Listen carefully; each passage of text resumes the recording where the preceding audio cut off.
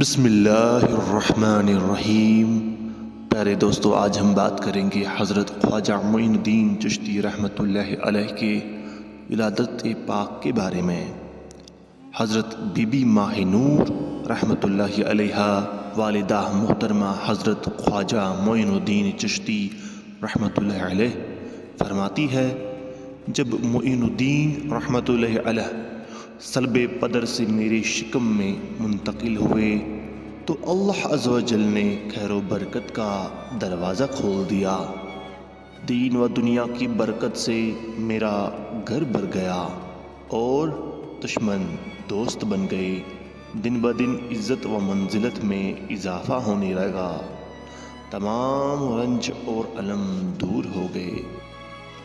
آپ فرماتی ہے کہ جس وقت اللہ کی جانب سے معین الدین رحمۃ اللہ علیہ کے جسم مبارک میں روح ڈالی گئی، اس وقت سے پیدائش تک آپ رحمۃ اللہ علیہ کا یہ معمول تھا کہ نصف شب سے دن چڑھنے تک لا الہ الا اللہ محمد رسول اللہ صلی اللہ علیہ وسلم کا ورد فرمایا کرتے تھے، اور میں اپنے کانوں سے آپ رحمۃ اللہ علیہ کے ذکر کی آواز سنا کرتی تھی۔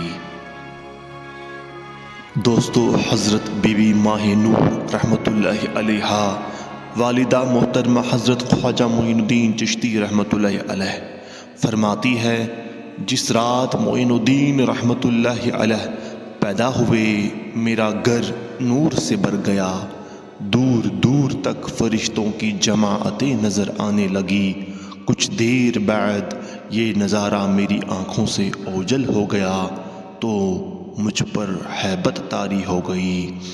اس دوران ندائے غیبی آئی، بی بی تم کیوں پریشان ہو؟ یہ نور میرا ہی تھا، میں نے اپنا نور تیرے فرزند معین الدین رحمۃ اللہ علیہ کے دل میں بھر دیا اور اسے دین و دنیا کی دولت سے مالا مال کر دیا۔